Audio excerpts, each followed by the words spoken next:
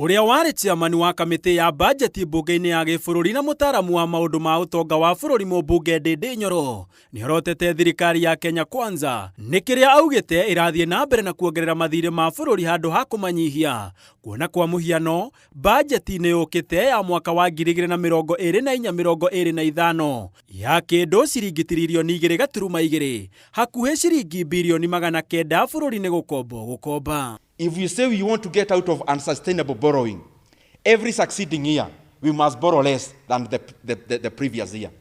Now we are doing the reverse. Igũrũ waguo Ndindi augĩte thirikari ya Kenya Kwanza ĩraikara maica matarĩ mayo. Kuona ĩrakomba mbeca thaa ici na gũkinyanĩria imwe cia tabarĩra cia ũthii wa na mbere nĩguo gũkenia mũingĩ. No thutha mũtheri, o mũingĩ ũyũ ũrakenio noguo karĩra ũkĩrĩha mathirĩ maya. I am appealing to all of us as leadership.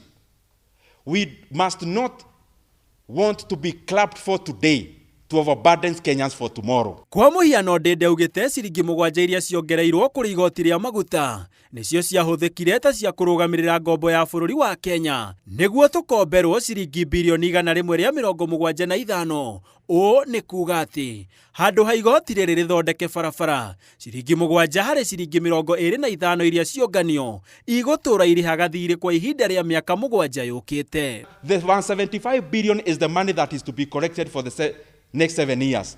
Instead of being patient for this money to be collected and we spend. So we want to spend that money now without caring that this money will also have needs to repair roads for the next 7 years. Oho Ndindi nĩarutĩte mahĩtia mũbango wa waki wa nyũmba cia raithi, akiuga kũringana na ndari cia mwaka wa 2024 waki wa manyũmba bũrũri-inĩ ũkoretwo ũgĩthiĩ thĩ, ona thengia wa thirikari kũrenga Akenya mbeca nĩguo ĩmakĩre nyũmba, no mbere ya Kenya manjĩtie kũrengwo igoti rĩa nyũmba, aingĩ ao nĩ mahotaga kwĩyakĩra nyũmba na gĩkĩro kĩnene. Ũũ nĩ kũringana na ndari cia KNBS. When you cut off 70 billion from pay, you are just saying as a government, I'm cutting this money to do the construction myself. Once it's a policy, the money is cut, you now have the 70 billion. How comes the construction is shrinking other than going up? Then it shows construction is better left to the private sector of houses. Igũrũ waguo Ndindi augĩte twathiĩ na mbere na mũtugo wa gũkomba ũmũthĩ nĩguo twĩkenie. Miaka yũkĩte tũkarĩra na tũrĩrie nginyagia njiarwa citũ tũrĩ irima-inĩ tũtakahota kwĩruta rĩa mathirĩ na tũtarĩ na mũndũ o wothe ũngĩtũkombera. Handũ-inĩ ha Inooro TV, njĩtagwo Gĩtonga, ũwa wa Mbũi.